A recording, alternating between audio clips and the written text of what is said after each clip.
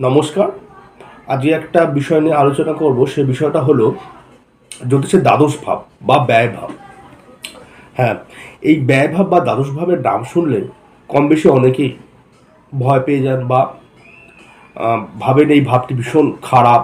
ব্যয়, এই যে শব্দটা হচ্ছে ব্যয়, এই ব্যয় শব্দ শুনলেই আমাদের মনে একটা ভীতি সঞ্চার করে। না জানি বাবা কি ব্যয় হয়ে যাবে, কি খরচ হয়ে যাবে, কি দুর্ভাগ্য নিয়ে আসবে। তো সুতরাং আজকে আমি এই বিষয়টা নিয়ে আলোচনা করব, যাতে এই বিষয়ে যে ভুল ধারণা রয়েছে কিছু কিছু মানুষের মধ্যে, সেটা যাতে কাটে।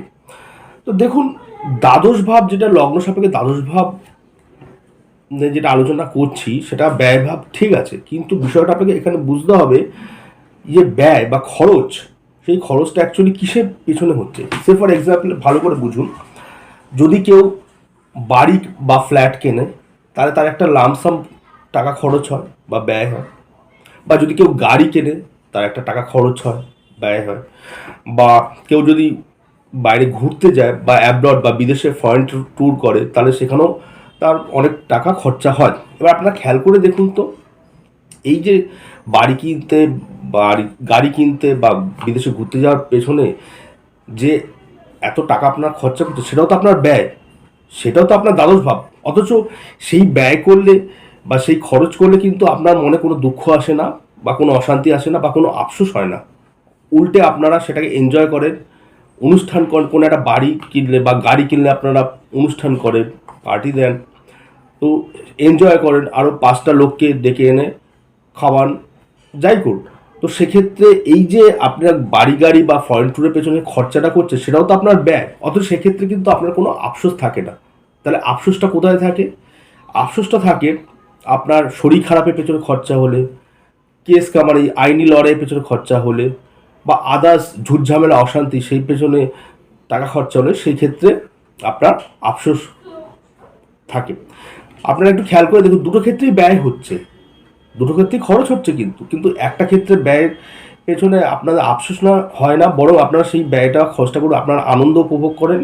আর অন্যদিকে উল্টো দিকে আর এক রকমের ব্যয় ক্ষেত্রে আপনাদের আফসোস হয়, আপনাদের মনে অশান্তির সৃষ্টি হয়। তো খেয়াল করে দেখুন, ব্যয় ভাবের সঙ্গে কিন্তু নেগেটিভিটি বা খারাপ কিছু জুড়ে নেই। বিষয়টা হচ্ছে আপনার যে ব্যয় বা খরচটা, সেটা কোন পথে বা কোন দিকে বা কিসের পেছনে হচ্ছে, সেটাই আসল বিষয়বস্তু। এবার আপনি গাড়ি বা বাড়ির পেছনে খরচা করুন, বা আপনি কেস কামারির পেছনে খরচা হোক, বা আপনার শরীর স্বাস্থ্য পেছনে খরচা হোক, হসপিটালের পেছনে খরচা হোক, সব ব্যয় কিন্তু আপনার লগ্ন সাপেক্ষে দ্বাদশ ভাব থেকেই বোঝায়। তো সুতরাং লগ্ন সাপেক্ষে দ্বাদশ ভাব বা ব্যয় ভাব কিন্তু দু ধরনের যে খরচার কথা বললাম, একটা পজিটিভ খরচা, একটা নেগেটিভ খরচা, দুটোই বোঝায়। তাহলে সেক্ষেত্রে আপনারা শুধু শুধু দ্বাদশ ভাবের ফলের যে গ্রহটা, সেই গ্রহটা যখন যদি দশা বা অন্তদশা আসে, সব ক্ষেত্রেই আপনারা ভয় পাবেন না বা অহেতুক ভীত হবেন না। কারণ হচ্ছে দ্বাদশ ভাব যে ব্যয়টা বোঝাচ্ছে, সেক্ষেত্রে আপনার গাড়ি বাড়ির পেছনে খরচা হতে পারে, বা আপনার শরীর স্বাস্থ্য বা কেস কামারির পেছনে খরচা হতে পারে। তো এখানে বুঝতে হবে আপনার যে খরচ বা ব্যয় ভাবটা, যে দ্বাদশ ভাবটা বোঝাচ্ছে, সেই দ্বাদশ ভাবটা কোন দিকে ফল দেবে। সেটা পজিটিভ দিকে, অর্থাৎ গাড়ি বাড়ি ফরেন ট্যুরের পেছনে ফল দেবে, না আপনার শরীর স্বাস্থ্য, কেস কামারি আর ঝুটঝামেলা অশান্তি এসবের পেছনে ফলটা দেবে।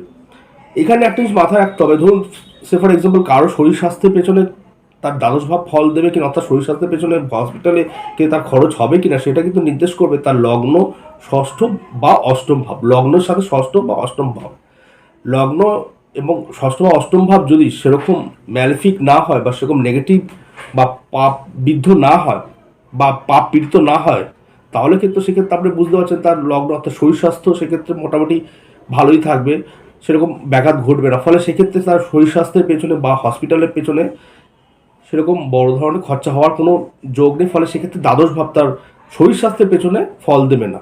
আবারও বলছি, কারণ শরীর স্বাস্থ্য সবসময় লগ্ন থেকে বিচার করা। তো লগ্ন, প্রধানত লগ্ন যদি ম্যালেফিক এফেক্টেড না হয়, অর্থাৎ পাপ পীড়িত না হয়, বা কোনো পাপ গ্রহের প্রভাবে যদি লগ্নে না থাকে, তাহলে সেক্ষেত্রে কিন্তু বোঝাই যায় তার শরীর স্বাস্থ্যের পেছনে খুব একটা খরচা হওয়ার কথা নয়। একটা নমিনাল যে একটা ছোটকার খরচা, সেটা তো সবারই হয় জেনারেলি। তো সেক্ষেত্রে তার দ্বাদশ ভাব কিন্তু হসপিটালের পেছনে ফল দেবে না।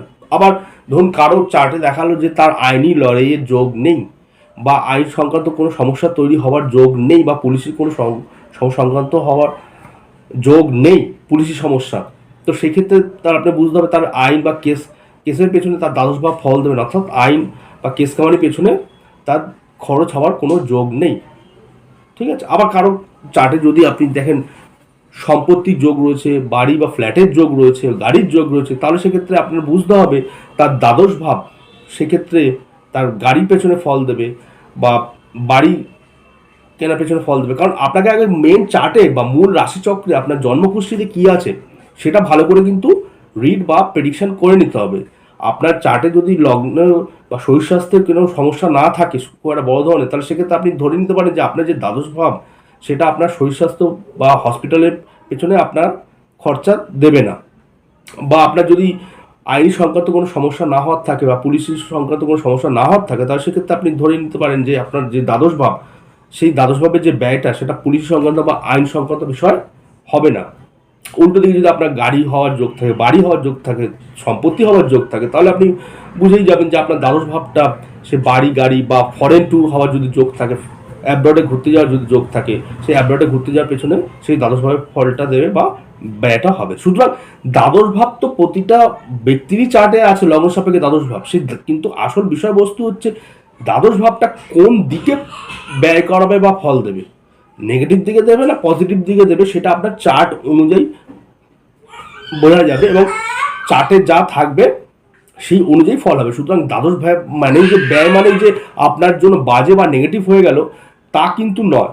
প্রতিটা ব্যক্তির জন্মকুষ্ঠিতে লগ্ন সাপেক্ষে দ্বাদশ ভাব থাকে, কিন্তু প্রতিটা লোকের ক্ষেত্রে দ্বাদশ ভাব নেগেটিভ হইতে যে ফল দেবে তা না, পজিটিভ হইতে যেমন বাড়ি গাড়ি কেনার পেছনে খরচ হতে পারে, ফরেন ট্যুরের পেছনে খরচ হতে পারে, কেউ বিয়ে ধুমধাম করে করবে তার পেছনে খরচ হবে।